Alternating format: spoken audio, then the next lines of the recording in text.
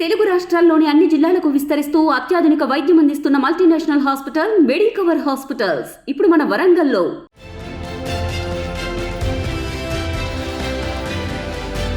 MP Bollywood నటి కంగనా రనౌత్ హిమాచల్ ప్రదేశ్లోని మండి నుంచి గెలిచి పార్లమెంట్లో అడుగుపెట్టింది.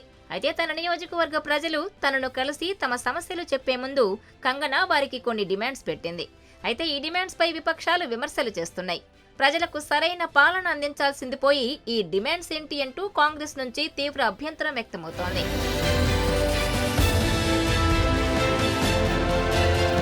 కంగనా మీడియాతో మాట్లాడుతూ, నన్ను కలిసేందుకు వచ్చే నియోజకవర్గ ప్రజలు తమ వెంట ఆధార్ కార్డు ఉంచుకోవాలి. అలాగే నన్నెందుకు కలవాలనుకుంటున్నారో ఆ కారణాన్ని ఒక పేపర్పై రాసివ్వాలి. దానివల్ల ఎలాంటి అసౌకర్యానికి తావుండదని ఆమె తెలిపారు. రాష్ట్రంలోని ఉత్తర ప్రాంత ప్రజలు తనతో మీట్ అయ్యేందుకు మనాలిలోని తన ఇంటికి కూడా రావచ్చని చెప్పారు. మండి ప్రజలు నగరంలోని తన కార్యాలయానికి రావచ్చన్నారు. దీనిపై కాంగ్రెస్ నేత హిమాచల్ ప్రదేశ్ మంత్రి విక్రమాదిత్య సింగ్ తీవ్ర అభ్యంతరం వ్యక్తం చేశారు. ప్రజలు తమ సమస్యలు చెప్పుకునేందుకు ఎంపీని కలుసుకోవాలంటే ఆధార్ కార్డు అవసరం లేదని అన్నారు. మనం ప్రజాప్రతినిధులం.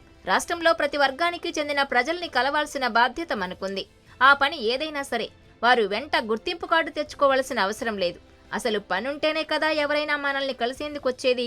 ప్రజల్ని ఇలా అడగడం సరికాదని తప్పుబట్టారు.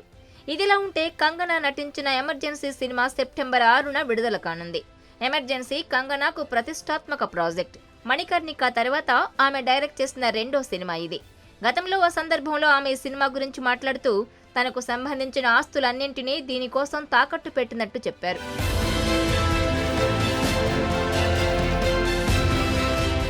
మరిన్ని వీడియోస్ కోసం ఛానల్ ని సబ్స్క్రైబ్ చేయండి. లేటెస్ట్ అప్డేట్స్ కోసం వాట్సాప్ ఛానల్ ని ఫాలో చేయండి.